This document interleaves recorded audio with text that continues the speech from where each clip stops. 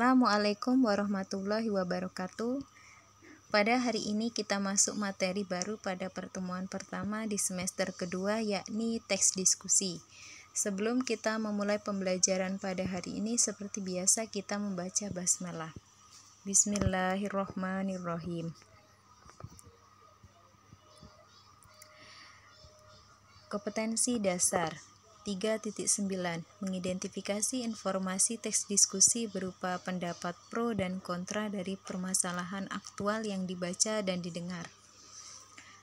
Adapun subbab yang kita bahas hari ini, yang pertama pengertian teks diskusi, yang kedua tujuan teks diskusi, yang ketiga ciri-ciri teks diskusi, dan yang terakhir tugas. Pengertian teks diskusi. Apa itu diskusi?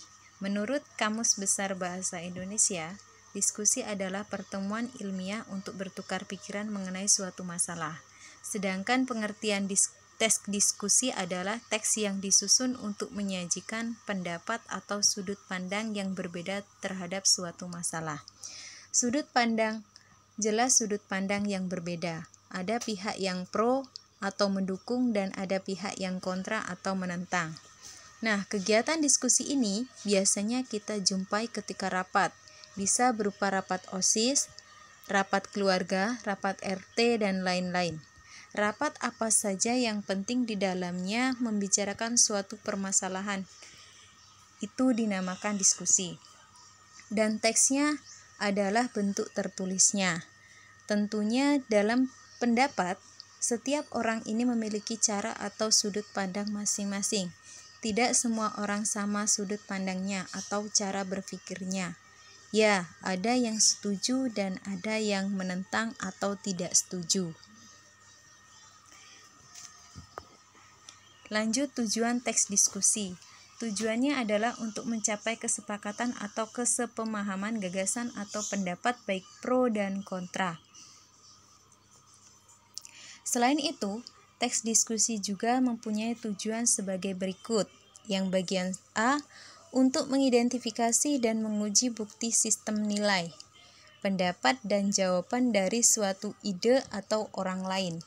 Yang bagian B, untuk belajar mengekspresikan dan menanggapi suatu informasi yang relevan. Yang bagian C, untuk menguji ide yang berbeda secara bersama-sama. Yang bagian D, untuk bertukar ide atau pikiran.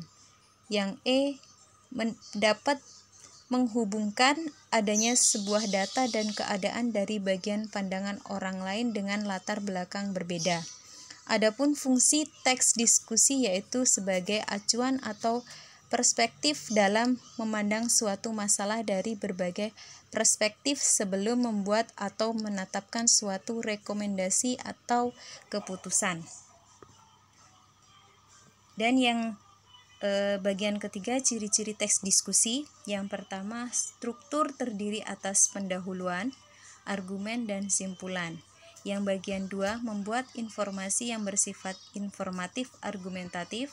Dan yang ketiga, menerapkan unsur kebahasaan.